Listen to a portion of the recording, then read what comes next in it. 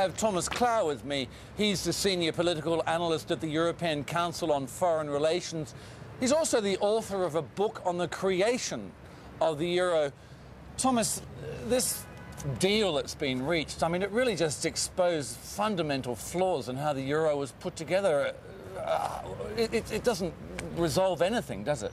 Well, it gives at least some breathing space, hopefully, for the European Union to think about how to both address the debt crisis, which Greece is in the middle of, and which other countries might be facing further down the road, but also the more fundamental problem of how to avoid a repeat scenario and how to better coordinate fiscal policies and budgetary policies across the Eurozone. Well, is this the beginning of some further coordination on fiscal coordination? Well, governments are going to talk about it. The Commission has come up with proposals on the issue on May 12. Herman Van Rompuy, the Council President, has created his own reflection group about it.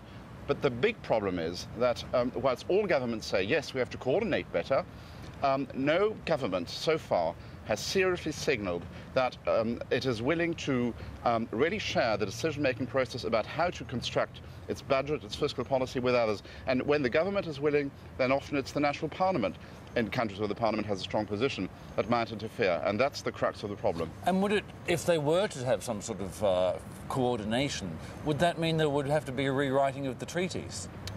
Well, that's exactly what the German government is saying, which might, have to happen. Most governments are adamant at this stage that in the light of the ghastly experience with the last treaties, Nice, Lisbon and so on, that is something they want to avoid absolutely.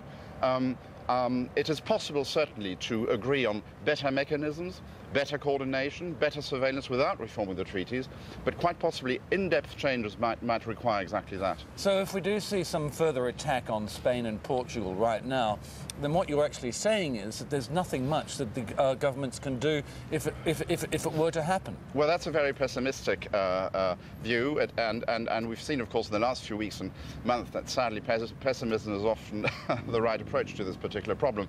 But no, I think what the governments have done today is at least give a clear signal to the markets that when a country is in trouble, it is not only that country's concern, but a concern for the Eurozone as a whole, which can lead to very serious and indeed unprecedented measures.